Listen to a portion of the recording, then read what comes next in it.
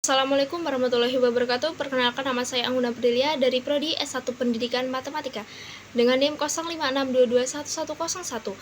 Pernahkah kita bertanya apa yang sebenarnya kita kaji dalam ilmu, bagaimana cara kita mengetahuinya, dan untuk apa ilmu digunakan?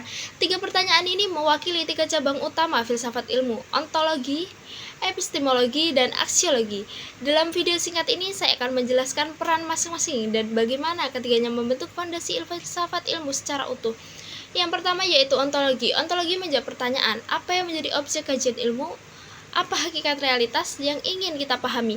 Misalnya dalam fisika, ontologi adalah materi, energi, ruang, dan waktu. Dalam psikologi, ontologi adalah perilaku, kesadaran, atau jiwa manusia. Dalam pendidikan, ontologi adalah proses belajar, peserta didik, dan pengetahuan itu sendiri.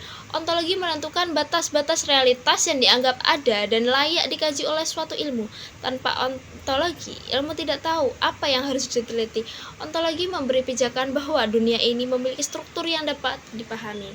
Yang kedua yaitu epistemologi. Jika ontologi bertanya apa yang dikaji, epistemologi bertanya bagaimana kita memperoleh pengetahuan tentang itu, metode apa yang sah, dan bagaimana kita menguji kebenarannya. Epistemologi membahas sumber pengetahuan, apakah dari rasio, pengalaman indera, intuisi, dan otoritas. Ia juga membahas metode ilmiah, observasi, eksperimen, verifikasi, dan falsifikasi. Contohnya, seorang peneliti pendidikan ingin tahu apakah metode diskusi efektif. Secara epistemologi, ia harus merancang eksperimen, mengumpulkan data, dan menguji hipotesis. Epistemologi menjamin bahwa klaim pengetahuan tidak sekedar opini, tetapi teruji secara sistematis. Yang ketiga yaitu aksiologi. Aksiologi bertanya, untuk apa ilmu itu digunakan? Nilai apa yang harus melekat pada praktik keilmuan? Ilmu tidak bebas nilai. Aksiologi membahas moralitas peneliti, tanggung jawab ilmuwan, dan dampak teknologi terhadap kemanusiaan. Contohnya penelitian senjata biologi mungkin sah secara ontologi dan epistemologi, tetapi secara aksiologi keliru karena merusak nilai kemanusiaan. Dalam pendidikan, aksiologi menuntut agar ilmu digunakan untuk mencerdaskan, memerdekakan, dan memanusiakan, bukan untuk menindas.